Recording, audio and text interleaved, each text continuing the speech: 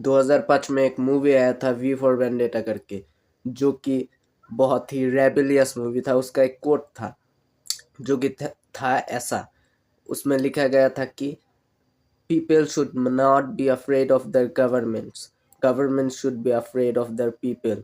इसका मतलब ये है कि सरकार से लोगों का डरना जायज़ नहीं है, बल्कि लोगों से गवर्नमेंट का डरना चाहिए। और ये अभी के ज़माने में बहुत ही एप्लीकेबल है। मैं इस कोट को बहुत ही ग्रेट मानता हूँ, क्योंकि ये अपने सारे लोगों के बीच में क्रिटिकल थिंकिंग को बढ़ावा देता है, जो कि ज़रूरी है। आजकल के हमारे जो सोसाइटी है वहाँ क्रिटिकल थिंकिंग को बढ़ावा नहीं दिया जाता। लोग अगर रिलीजन के बारे में कुछ भी अनकन्वेंशनल बोल दे, साइंस का यूज़ करके रिलीजन को अगर डिस्प्रूव कर दे, तो इनको हजम नहीं होता ये बात। बट मैं एक डिस्क्लेमर दे दूं, मैं किसी भी रिलीजन का मजाक नहीं उड़ा रहा और मैं चाहता भी नहीं हूँ ये चीज़। तो हम रिलीजन के बारे में क्यों बात कर रहे हैं? हम तो पहले बात कर रहे थे गवर्नमेंट के बारे में, तो अभी गवर्नमेंट पे ही आते हैं। तो देखो यार, गवर्नमेंट, अपने गवर्नमेंट को देखो। तुम्हारा गवर्नमेंट तुम्हारे लिए क्या कर रहा है?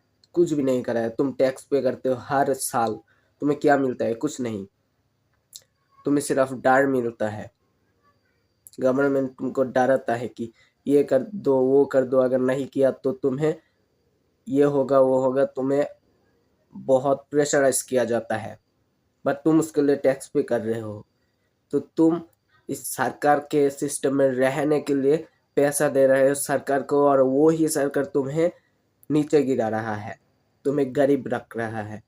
उस सरकार ने ऐसा एजुकेशन सिस्टम को डेवलप कर दिया है जो कि तुम्हें कॉन्स्टेंटली गरीब सोचने के लिए मरवाएगा। मतलब तुम सिर्फ गरीब बनने का ही सोचोगे, तुम ये नहीं सोच पाओगे कि मैं बिजनेस करूँ, मैं अमीर कैसे बन सकता हूँ, ये नहीं सोचोगे। बट वेस्टर्न एजुकेशन सिस्टम को देखो तुम, वहाँ क्रिटिकल थिंकिंग को कितना ज़्यादा बढ़ावा दिया जाता है। और most of the western countries इसलिए डेवलप्ड है क्योंकि वो साइंस में बिलीव करते हैं, वो freedom of speech, freedom of expression पे बिलीव करते हैं। वहाँ सारे लोगों को अपना बात खुल के कहने का आज़ादी है। हमारे देश में वो नहीं है। हाँ, कॉन्स्टिट्यूशन में है, कॉन्स्टिट्यूशन में ज़रूर है, freedom of expression is allowed in our institution, but ये रियल लाइफ में तुम कितना देख पाओगे? रियल लाइफ में ये एप्लीकेबल नहीं है।